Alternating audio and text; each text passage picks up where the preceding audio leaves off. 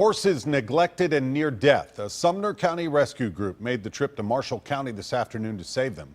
New tonight, our Chris Cannon talked with volunteers. And Chris, this was a surprise visit for the horse's owner. Well, Roy, the Marshall County Sheriff warned the horse's owner if she did not improve conditions at her farm, the horses would be taken. Well, apparently those conditions did not improve, and today a volunteer group went down to Marshall County to bring those horses back to a place where they can get some TLC. Inside this barn just outside of Gallatin. Yes, you know I'm talking about you. Yes, you do. James Cole is doing what he can. Just getting all these knots out. But he's giving some tender, loving care this mare probably hasn't seen in quite some time. It never, ever ceases to amaze me how resilient these animals can be to have been mistreated the way some of them have.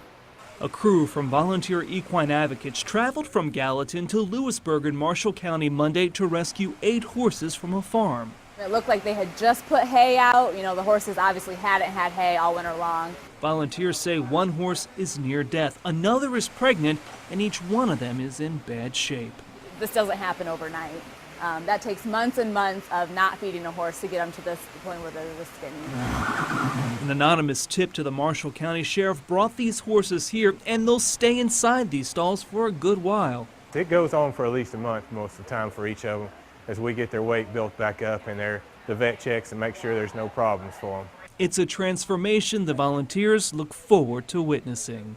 Come back in 3 weeks and you see, how much better they're doing and how bright-eyed they are and how active they are. Just like these horses who were rescued and now spend their time in the pasture waiting for someone to adopt them. They're such intelligent animals. With a group of humans doing whatever they can to nurse them back to health. And the owner of the horses could face animal cruelty charges. Now, everyone who works for VEA does it because they love horses. It's a totally volunteer effort, and they help horses across the entire state of Tennessee. And Rory, they've been doing that for the last 12 years. Back to you. Chris, thanks. Volunteer Equine Advocates is always looking for people to adopt the horses they rescue. If you'd like more information on how to do that or to donate, we have a link for you with information on newschannel5.com.